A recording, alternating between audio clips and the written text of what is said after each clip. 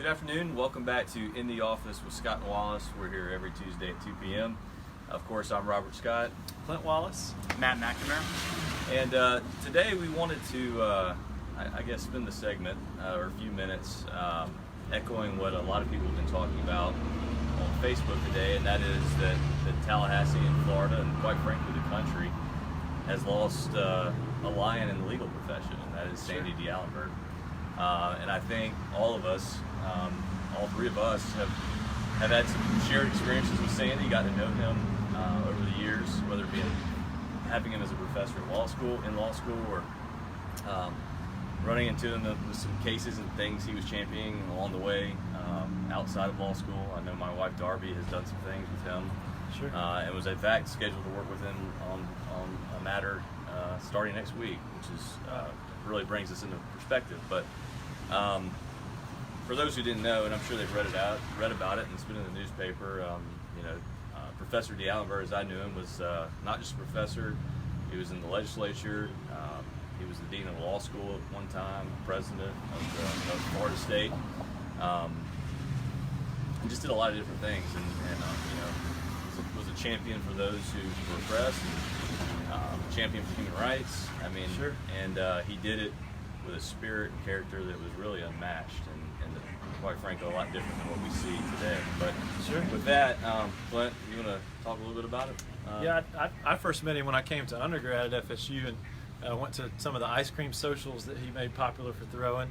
And then I had him a couple times in law school for constitutional law. He was the perfect person to take it from because he was on the Constitutional Revision Committee for the state of Florida and had been involved in the legislature. And even more interesting to me was when the Soviet Union broke up, they put Sandy D'Alembert in charge of helping the countries that broke off figure out how to set up their rule of law and how to get a democratic type system. So he's the guy they came to for big ticket items like that.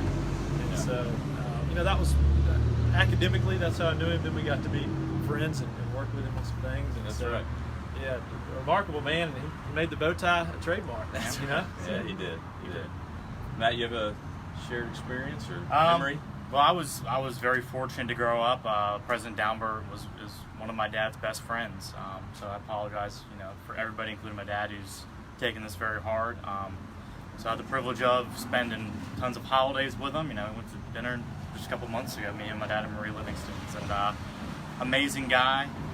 Just like you said, legally speaking, every accomplishment you can imagine, he had his name on and had a little bit to do with.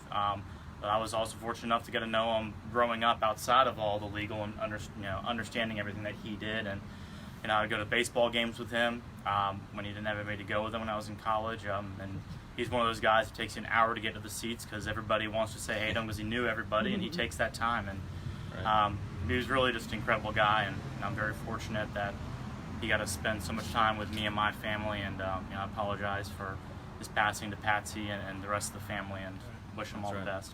Yeah, Patsy, everyone here at Scott and Wallace is thinking about you, and we know that your husband lived a full life, a life well lived, and his legacy is intact. And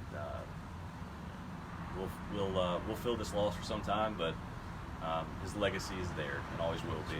And so it's been a privilege. It was a privilege to know him and have him, and we'll be thinking and praying about you and the entire D'Alembert family. Trellis. Yeah. All right. With that, we appreciate. I know that was more of a solemn segment, and we'll get back to talking about our what we do every day at Scott and Wallace. But we would be remiss without talking a little bit about Sandy D'Alembert today.